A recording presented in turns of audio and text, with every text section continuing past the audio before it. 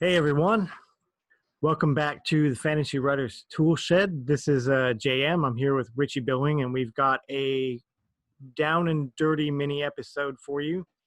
How you doing, Richie? Yeah, not too bad. Yeah, looking forward to getting down and dirty.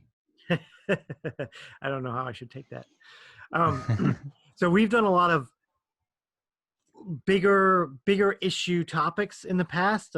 We've talked about things like world building and cliches, like these overarching fantasy issues. And we've also talked about the industry. So we've talked about working with editors and working with cover artists. We haven't really talked about the actual mechanics of writing before. So for today, we're just going to do a very short dive into the mechanics of dialogue in fiction. And this applies to fantasy fiction or any other fiction you're writing. And I'm kind of coming at this as an editor. So recently, I've taken on a more powerful role as an editor. I've been reviewing a lot of books that people have sent me and things like that. And I just have seen a lot of common issues with dialogue, the way that it's used, the way that it's formatting. So I just wanted to take a quick, 10 minutes to dive into some of the common, fine-tuned issues that you might find in your own manuscript regarding your dialogue and how you can fix them. Yeah, most definitely. It's one of them things, dialogue, that you can often take it for granted, but if it's done badly, it can ruin your story. At the same time, if it's done very well, it can make your story. People can often remember stories for the quality dialogue, the fantastic conversations between characters. So it's important to spend a bit of time learning how to get the most out of it and how importantly to use it.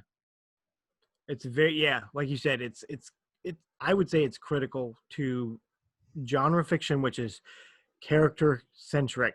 So fantasy is very character centric. Dialogue is where you develop the voices of your characters. You develop their idiosyncrasies that make the reader like those characters. I don't think I would be hard pressed to say you could find a book that doesn't have any dialogue in it. I think it's even short stories, I think, need a bit of dialogue, even if it's just like one or two characters. It's just, there has to be some sort of dialogue, I think. Otherwise, the stories, one of the main functions of dialogue is that it really increases the speed of the pace of the story. So if you've got no dialogue, the paces can be quite slow and monotonous. So just diving right into the topic, when to use dialogue and why. And we've talked about this before in one of our first episodes when we talked about world building. We talked about how you can use dialogue for world building. You can bring in backstory. You can bring in ideas about the setting, and it's not a brick over the head that exposition can be. The caveat to that is, and here's the big tip from the editor's perspective, here's my warning. Dialogue should always be natural to the characters. So you should not be putting words in the mouths of the characters in order to fulfill a function such as world building.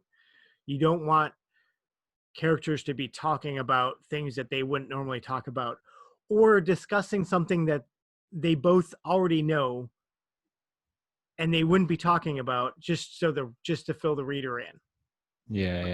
It's a delicate balance of how do you use dialogue to do backstory and world building without it feeling unnatural.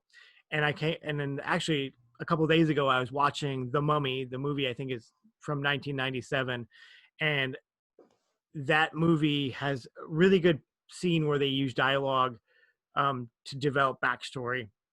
The woman character who's the Egyptologist and the librarian, the first scene you get of her, she knocks all of the bookcases down in the library, and then her boss comes out huffing and puffing.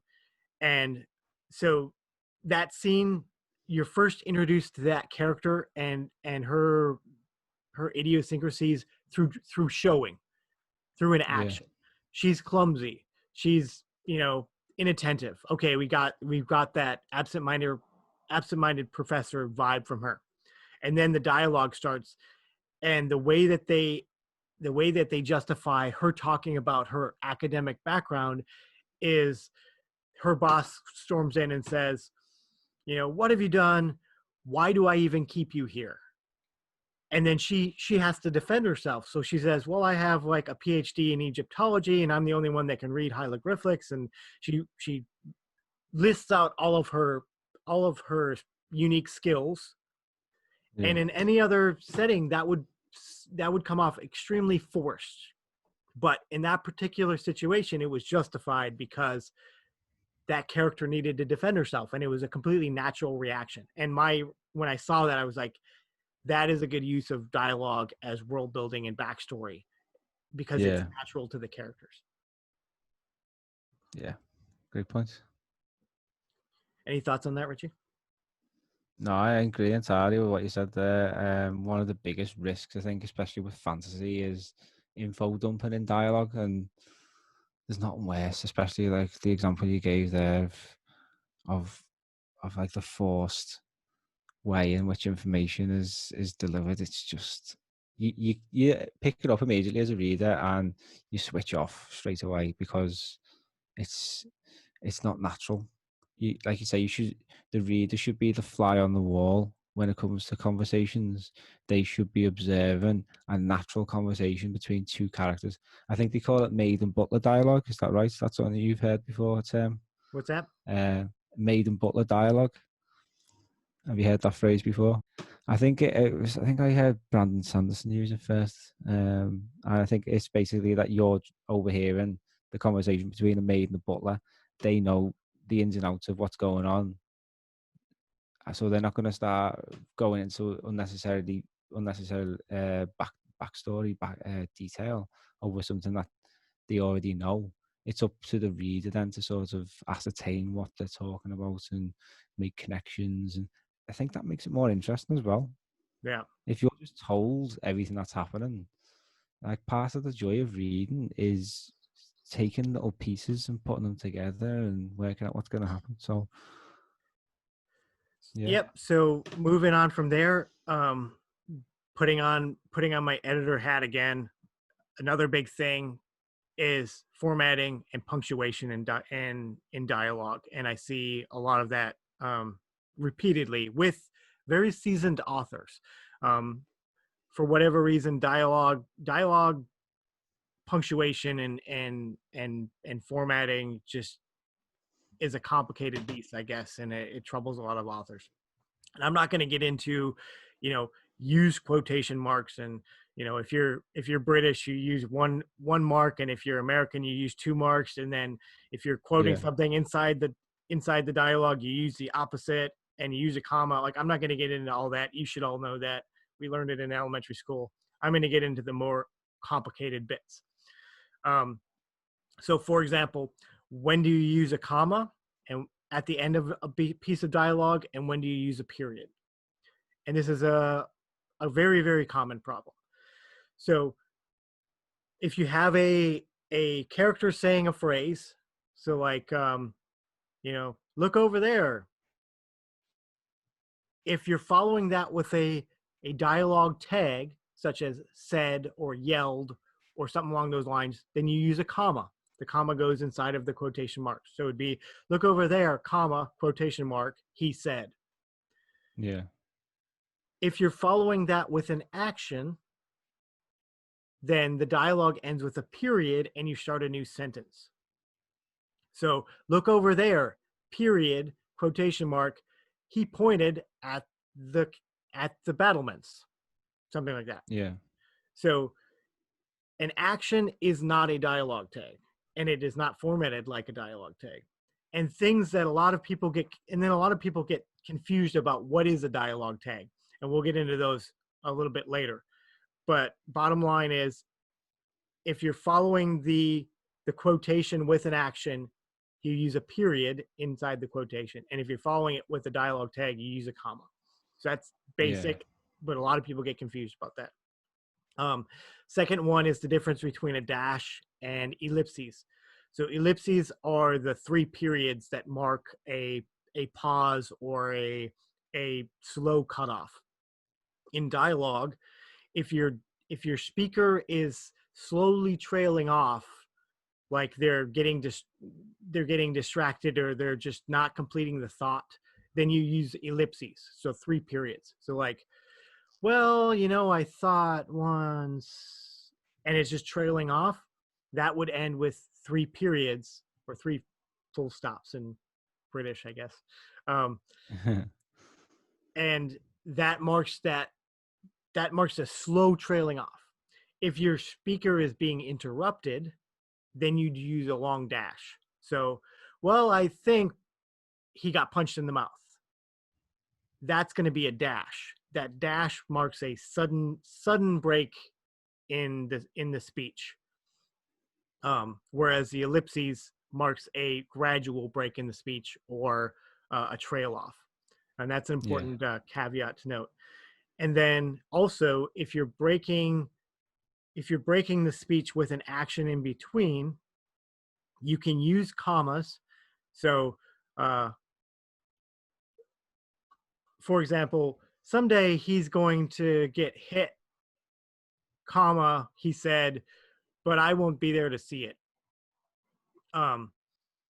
But it's better if you're going to put an action in there that's separate from the speech, to use dashes. So someday he's going to get hit, quotation mark, dash, his voice turned huffy and he looked away, Yeah. quotation mark, but I won't be there to see it. So if the action is unrelated to the actual speech, so it's not a dialogue tag, or it's not even tone of voice, something like pointing, sitting down, picking something up, turning away, then you Yeah. want to isolate that with dashes. And those dashes all fall outside of the quotation marks. Yeah. That's a big one that a lot of people don't understand, how to use dashes to set off action with dialogue. That's probably one of the most complicated things to do with dialogue. Yeah. Any other basic formatting things that you've noticed, Richie? No, I think you've pretty much covered all the main ones. I mean, I think you briefly touched upon said. Like, a lot of people ask, should you use said? Should you use other kinds of saidisms? But one thing Brandon Sanderson said, which stuck with me, is that readers don't care about these words. They just want to know who's talking, so they basically skip words like said and asked, and look for the character name. So using said a lot, it doesn't make a difference. Most of Yeah. the time, readers just skip over them. So that's jumping right into our next topic. Like, the word that you used, saidisms, is a common term for these, and those are things like blurted, screamed, hissed, all Yeah, those different creative ways of saying said. And generally speaking, you want to avoid creative dialogue tags. So these are dialogue tags. He said, she said, he yelled, he whispered, he blurted, he scoffed. Like, stick to said, asked, the occasional yell, and avoid the rest as much as possible. And like you said, when you use a basic dialogue like said or ask, the reader just skips through it. All they're looking for is the identity of the speaker, not the mannerisms. The mannerisms should come out in the dialogue itself, in the speech. yeah, The way that you write the words that are being spoken should convey some sense of how they are being spoken.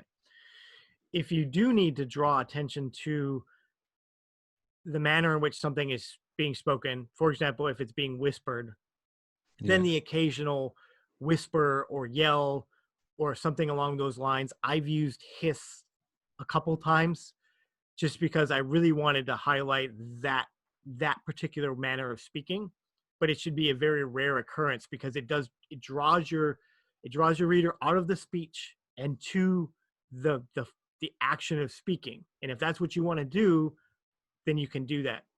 Yeah. The other thing about saidisms is laughed is not a said. You cannot laugh out words.